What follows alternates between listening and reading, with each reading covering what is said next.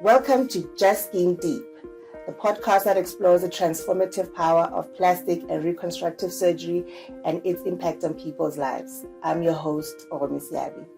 To continue on our journey exploring reconstructive surgery, today I have with me ZAINAB, who in 2020, if I'm correct, had reconstructive surgery on her breast. Now, I would like to tell you about her journey, but I think she's the one who should do it. How are you?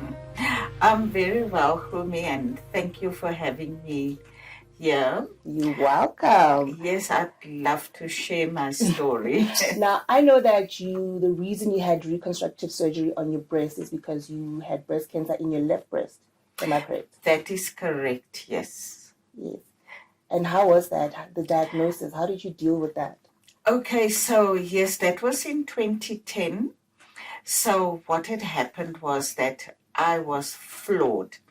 I did not even think about, I was about like in my early 40s, never thought that this was like on my path now. Yeah. Yes, so, but anyway, eventually I accepted and I had to have a tumor removed, and then obviously now I sat with the situation, you know, where my two breasts were not the same size. Did you have to have chemotherapy and radiation? Yes. All that treatment? Yes, I had a wonderful team at Tygerberg Hospital that assisted me under the guidance of Professor Applestead. And there was a trial that they were trying to, see, and I said, look, I am willing to be a candidate for that. And then, yes, I started the journey with aggressive treatment, with chemotherapy and radium treatment together. And then, luckily for me, the treatment took to my tumor. It was successful. The tumor shrunk quite a bit. So instead of having a full mastectomy, I had just a lumpectomy for, to remove the tumors. I had the surgery and then the preventative treatment afterwards. What's the difference between a mastectomy and the other The one you mentioned? lumpectomy, is where they remove the whole breast. That's the mastectomy, which was, right? yes, which Yes. was what was going to happen. Oh. And but then of course it didn't work out like that, luckily for me. The clinical trial too. It took very well, very successful, and then they could only just remove the lump, and I was so grateful. But the surgery was done in November of that year, of 2010. And then, because of then the direction of the surgery changed. They were going to do the reconstruction immediately, but then because of that, it didn't happen. So I said, listen, it is now like the end of the year, so let's wait a bit. And I was okay. But then after my healing and everything, now I'm starting to think, no. Maybe you should have the reconstructive surgery. Yes, it doesn't bother anyone, it doesn't, but I think your breasts are a big part of obviously being a woman. Absolutely, yes. And you are the one looking in the mirror, you are the one, seeing. So it was just a struggle for myself. So would you say it affected your self-confidence? Absolutely, it did. You get to the point, and no one was actually bothered with it. But myself, you couldn't look yourself in the mirror. Yes, you look and then you tell yourself, if only, you could have your breasts both the same size and that. And everyone would tell me, but you cannot even notice. And I said, but I notice it. Yes. So then when did you decide to have reconstructive surgery? Okay, so yes, so then you know what, you become in conflict with yourself. Everyone is telling you, but it's okay. And then you see other people with worse situations, and you think, so you become like, let's just stay like this. And then one day on my own, my son and my daughter has graduated, and they both got married, and they lived their lives. And I thought to myself, you know what? It is now about me. You're not living for you. Now it is about Yes. me. What do I really want for Yeah. myself? And you know what? I just wanted to look good for myself. In the meantime, after about 20 years, I remarried, and even my husband told me, but he's not, it never bothered him, because remember now, he married me with my situation. Yes, with your, Yes. This was after you were diagnosed. Yes, like years after, Yeah. And he said to me, oh, well, it doesn't really matter. But it was all about me. It was about ZAINAB. Yeah. It wasn't about anyone else. And I assume you were in remission at this point. Yes, I was very much in remission. I do now also work for an oncology doctor. He checked my markers, and my sister-in-law is also a oncologist. And you know what? I had a lot of support medically. And I was fine. And I just felt now it was all about, I wanted to feel good when I look in the mirror. So then how did you do the research? How did you get to know about Dr. Brian? Yes. Yes. So what I did was, I said to myself, this was now my journey. I just decided one day, you know what? You Google everything, recipes, or if you want to go locations, whatever. Google what is going to make you feel good. Yes. And I Googled, and I Googled doctors, and I also asked around. But what caught my eye with Dr. Brian was when he said that he looks after you and not the actual surgery, that he is performing. But it is about you. That caught my eye. Anyway, so I phoned to ask them to arrange an appointment. And he was very busy. And I got an appointment I think more than a month later. I said, it's fine. So anyway, then on the day when it was my appointment, I was excited, and I was, I'm now going to speak to him. And then he, unfortunately, not unfortunately, but on that day when it was time for me, for my time to go into him, he had to rush out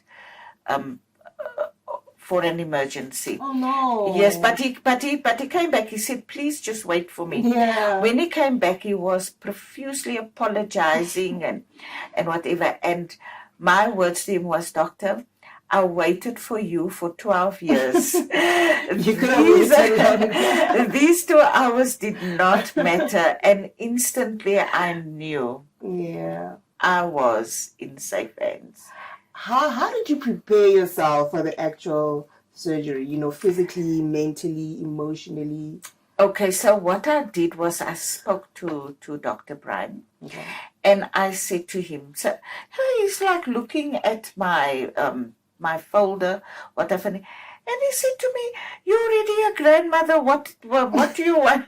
Because you got your surgery at 57, right? Yes, that was yes, that's correct. Yeah, I got. So I said to him, "Doctor, it is now about me. I want to look good. He said, for who? I said, for myself. He said, oh, now we're talking. He knew. He understood. He understood. Yeah. He understood my need. And I was so grateful to him. And that is where my journey with Dr. Brian started. So how long did the actual procedure last? And how did you feel afterwards? Okay, so then we arranged. Now he said to me, he's going to speak to everyone involved. And he said to me that there is this foundation. Oh, that's a Smile Artists Africa. Yes. That he is going to tell my story to. And but what I forgot to mention was, I said to Dr. Brian, I said to him, don't worry, Dr. Mia, I'm ready for this. I'm going to, and he said to me, okay, these are the charges. This is what you must. I said, oh no, now I'm not ready anymore. So he said to me, can you imagine? Yes, and then, but I said, you know what, I really wanted to do this. But anyway, let me think. So I said, no, let me talk to this foundation. I will let you know when they're going to have an exhibition, and the people who are donating to this foundation, and the people who are responsible for many, people like you want to feel good. And I said to him, yes, please. Let me know. The foundation paid for your surgery, Yes. so you didn't pay anything? Nothing. Nothing at all? Nothing. Wow. And Bless them. And then, you know what, I went out there the Saturday morning and I saw these people and I was so grateful. I mean, it was artists and everyone donating their works and everything. And I was just hoping and praying that they were going to accept me. So anyway, then I got another appointment, and then there was another doctor there, and he said he is going to speak to Dr. Brian, and I must just wait outside. He let me know. And all the time I'm just sitting, please, you know what, I want this so badly. Please say yes, please say yes. And then they did. And then they, the other doctor came out and he said everyone had agreed now. Yeah. So they will phone me when they're ready. And then they're going to give me the date and the where and everything. Oh, wow. So they called me, the receptionist, Sherry, and she said they've arranged for me for the 25th of October. And then I went, as you can see, my daughter-in-law and my daughter, they understand. They both went with me. My daughter couldn't come this morning, but she's working. Man. And they've just been supporting me all the time. Oh, that's wonderful. And they came with me the morning. And when I went in, the matron of the hospital came to me. And she came to sit on the bed and she said to me, she just wants to let me tell her my story. And I told her, like I told you, and she says, oh, I'm getting goosebumps. And I'm like, for what? I did not know that it had such an impact. It does. That there are so many people like me that really just want that help. And maybe some cannot afford it, some cannot have the resources, or for what reason. And just then Dr. Brian came in and the anesthetist for my surgery, that a beautiful doctor. And then they spoke to me and Dr. Brian said to me, can I put you on my Instagram? And you can close your face and I won't mention it. I said, doctor, I've just realized that what an impact my story has. And now I want to be an ambassador for people like me. So now I I don't want to stay anonymous. I don't have to close my face. So yes, that was, and then The surgery. Then the surgery happened. So they reconstructed your left. Well, breast. they had to obviously now do both, because now to get it even, because he was saying to me, okay, now what you gonna be like? What we gonna do, Pamela Anderson? I was about to ask, did you get to choose like your new cup size? You know, like you want big D's. So I said, no, doctor, I'm not here for this. I'm not. That is not what I want. You take what is. I don't want anything like wonderful now, you know. So he made the one that was smaller and that stopped growing. Okay. He made that now, right, and then downsized the other one to that. Yeah, so that they could be proportional. Yes. I said to him, that's all I want. I want to just, you know, I just want to look in the mirror and see myself. After everything that you've been through the past 13 years now? It's 13 years now, yes. How do you feel when you look in the mirror? Now I feel so great. You know, you won't believe it, because now all the time my bras I had to adjust. Now the one to accommodate, yes, and the other one. You know, there's certain clothes, like certain materials, like t-shirt materials and that. You don't really want to wear, because now you see, and you know, you're always covering up, and you're always, and you're so conscious. Yes. Where everyone tells you, oh, but we don't even notice, but it's not about you, it's about me, you know. So what would you say to somebody who just found out that they have cancer? And what would you also tell somebody who's thinking of getting reconstructive surgery? First of all, you know, I would say to someone, accept your situation. Accept it and start your journey to healing. You know, listen to the professionals, but most of all, you need to listen to yourself.